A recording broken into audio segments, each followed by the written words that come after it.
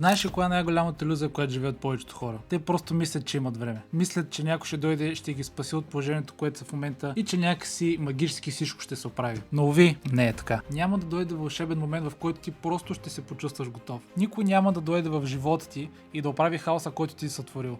Ти си единственият човек, който може да направи това и от теб зависи всичко.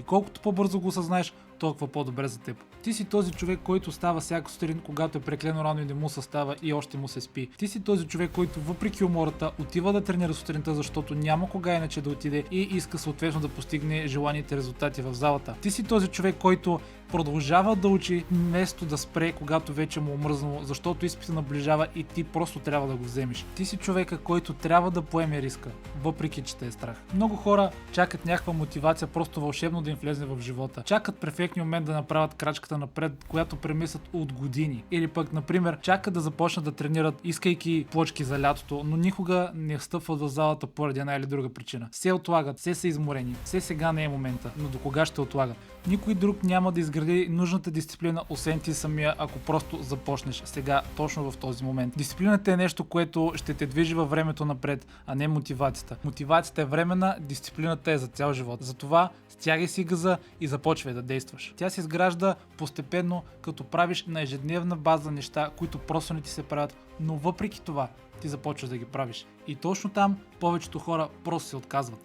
Те искат промяна, но не искат дискомфорта. Искат резултат, но не искат процеса.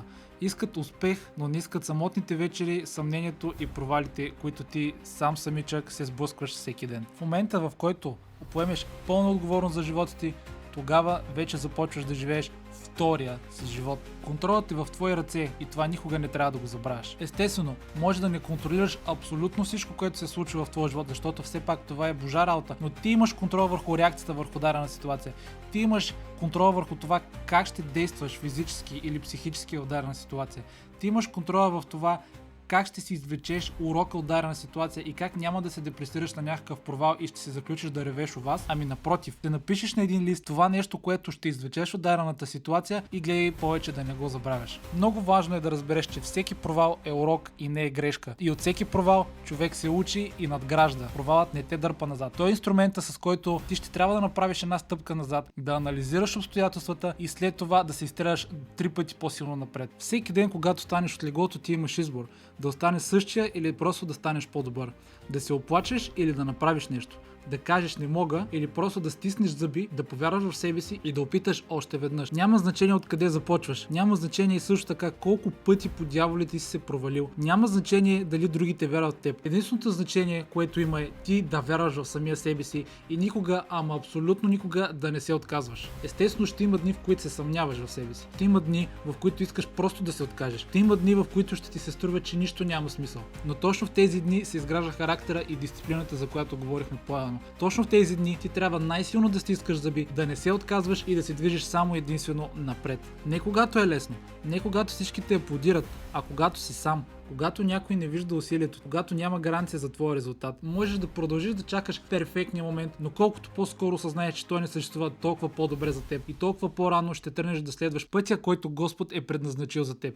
Най-лошото нещо е, че повечето хора просто не осъзнават, че всичко зависи от тях. Един ден ще се събудиш на смъртното си легло. Един ден ще се събудиш и ще осъзнаеш, че времето е просто изчезнало. То е минало, няма връщане назад, няма как да поправиш грешките си. Затова от този момент нататък обещай на самия себе си, че няма да се депресираш за глупости, няма да чакаш перфектния момент и ще си стиснеш зъбите, ще си изправиш задника и ще започнеш да действаш по целите си, които си мечтал винаги да започнеш. И няма да даваш назадна. Трябва ти просто едно решение. Решение, с което да поемеш отговорност. Решение да действаш дори когато не ти се иска и решение да станеш човека, който винаги си искал. Момента е сега, не дей да чакаш повече, просто започвай. Надявам се с тези думи поне някой да съм докоснал, който е имал вътрешни дразги със себе си, да се почувства по-добре и ще съм изключително много щастлив, ако наистина му помогна по някакъв начин. Ако имате нужда от помощ, пишете ми в коментарите, пишете ми в Instagram, оставям в описанието. Ще отговоря, ще помогна на абсолютно всички, защото аз съм бил в същата факана дупка, за която става на въпрос и говорихме до сега. Така че аз в момента няма да мрънкам, въпреки че съм изморен и, например, не ми се ходи на зала. Тягам си багажа и директно тръгвам към залата да тренирам, защото защото няма кой да го направи освен мен. Няма кой да изкара сикс-пака вместо мен. Така че аз отивам да се потрудя и да си взема резултата в дългосрочен план. Така че всички тези, които също са искали да започнат да тренират изключително дълго време, но се са отлагали, сега е момента да го направите. И след този клип искам веднага да си стегнете багажа, и да не е така три през нощта, да я знам. Отворете интернет, програми вече бол навсякъде. Всяка една ще ви свърши работа. Като аз лично препоръчвам първата ви програма, ако сте абсолютно начинаеш в залата, да правите цяло тяло 3 пъти седмицата. Така тялото ви най-добре ще се адаптира към новата промяна, най-бързо ще изградите резултати и ще се възстановявате по-добре, защото няма да натоварите толкова мускулатурата в един ден, като примерно push-pull leg сплита или пък най-вече при бро сплита, който е просто най-неподходяща за начинаещи някога. Така че, хайде с мен на фитнес и помнете, провалът е урок, решението е твое, започвай да действаш. Let's go!